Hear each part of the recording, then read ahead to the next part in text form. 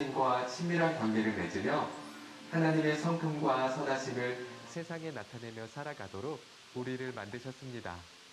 바로 하나님을 예배하며 살아가는 예배자로 우리를 만드신 것입니다.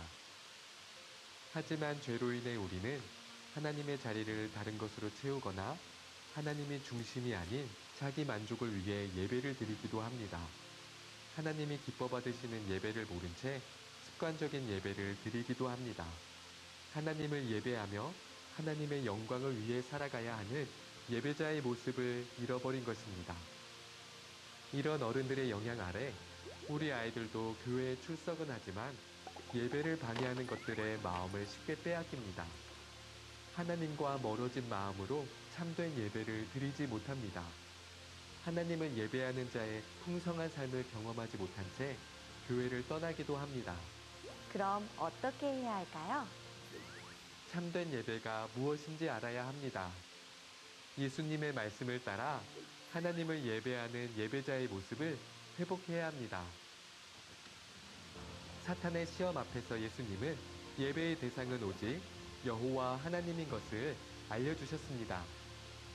성전을 방문하신 예수님은 물건을 팔고 사는 사람들을 내쫓으시며 예배를 방해하는 것을 깨끗하게 하셨습니다.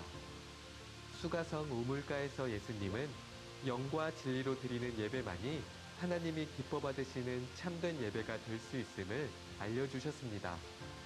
이번 여름 우리는 하나님의 자리를 다른 것으로 채우거나 하나님이 기뻐 받으시는 예배를 모른 채 자기 만족을 위해서만 살아가는 우리 아이들에게 유일한 예배의 대상이신 하나님만 예배하는 삶을 알려줄 것입니다. 성령과 진리 안에서 드리는 참된 예배를 알려줄 것입니다. 하나님이 창조하신 본래의 목적대로 하나님의 영광을 위해 살아가는 예배자로 우리 아이들을 세울 것입니다. 이 귀한 사역에 우리가 믿음으로 순종할 때 하나님만 예배하며 하나님을 위해 살아가는 참된 예배자들이 이 땅의 교회를 회복하고 세상에 하나님의 영광을 나타내는 놀라운 역사를 보게 될 것입니다.